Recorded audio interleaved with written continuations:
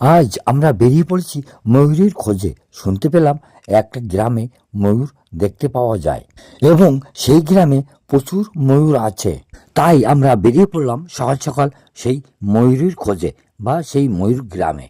তাই আমরা পুরনো দিল্লি রোড ধরে চলেছি আমরা ময়ূরের খোঁজে। চলুন দেখা যাক ময়ূর দেখতে পাওয়া যায়। ওই গ্রামে নাকি ময়ূর পেখম তুলে নাচ করে, সেটাও আমরা শুনতে পেয়েছি। তাই আমরা রওনা দিয়েছি ময়ূর গ্রামে এবং এই ময়ূর গ্রামে আমরা কিন্তু অনেক কয়জন মিলেই যাচ্ছি সেই ময়ূর গ্রামে। আপনাদের দেখাবো ময়ূর গ্রাম।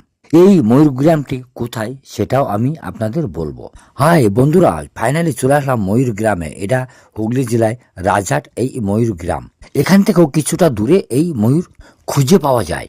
আমার সামনে দেখুন দুইজনায় যাচ্ছে ক্যামেরা রেডি করে। ময়ূর হয়তো এসে উড়ে পড়বে, সঙ্গে সঙ্গে তুলতে হবে, মানুষ দেখলে আবার পালিয়ে যায়। তার জন্য ক্যামেরাটা রেডি করে আমরা এই বাগানেই ঢুকে পড়েছি সবাই মিলে। কিন্তু আপনাদের আমি কিন্তু ময়ূর অবশ্যই দেখাবো। এখানে ময়ূর দেখতে পাওয়া যায়। ওই দেখুন একটা ময়ূর দেখা গেছে।